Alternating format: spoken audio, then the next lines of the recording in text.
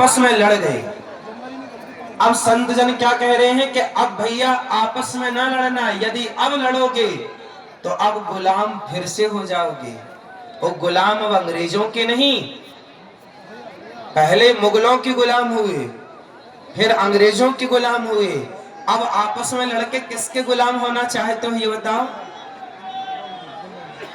किसके गुलाम होना चाहते हो? यदि गुलामी नहीं चाहते, कितने लोग गुलामी नहीं चाहते?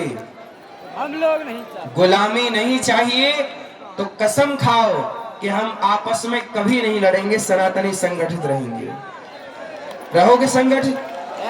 आप संगठित रहें, ये चिंता संतों को है।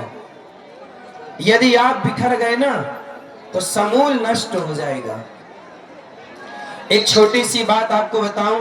अच्छा बताइए, हमारे भारत की जो शिक्षा है, मूल क्या है जानते हो?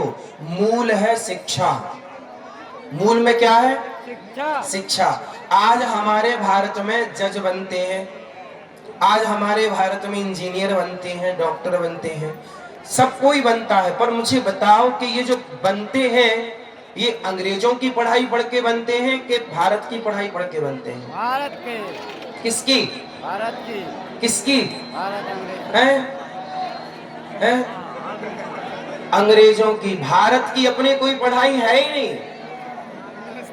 आज भी हमारे देश में मैकाले की शिक्षा नीति चल रही है। मैकाले ने जो शिक्षा नीति लागू की इस देश में, आज भी देश की आजादी के लगभग 80 वर्ष होने को आए, आज भी वही शिक्षा चल रही है। हम कहते हैं कि मैकाले की वो शिक्षा की क्या, जब अंग्रेज भाग गए तो अंग्रेजों की शिक्षा नीति भी हटाओ और भारत की मुख्य शिक्षा नीति लागू करो। और भारत की नीति में क्या होना चाहिए? भारत की शिक्षा नीति में बताओ, मातृ देवो भव। ये पाठ सही है कि गलत है? सही है।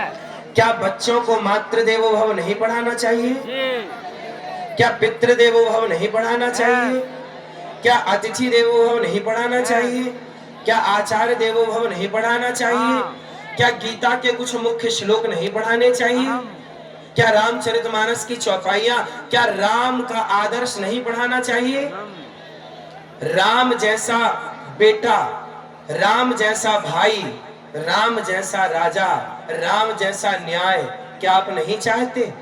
यदि राम जैसा आदर्श आप अपने बेटे में देखना चाहते हो तो आप अपने बेटे को बाबर न पढ़ाओ, राम को पढ़ाओ।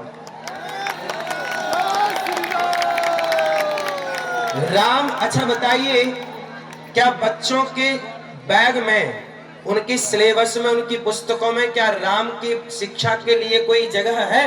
नहीं है। आज क्या बच्चों को पढ़ाते हैं राम के बारे में? नहीं पढ़ाता है। क्या भगवान श्री कृष्ण की भगवत गीता जो दुनिया पढ़ रही है, क्या उसे भारत के बच्चों को नहीं पढ़ानी चाहिए? पढ़ानी चाहिए। गीता क्यों नहीं पढ़ाई जाती?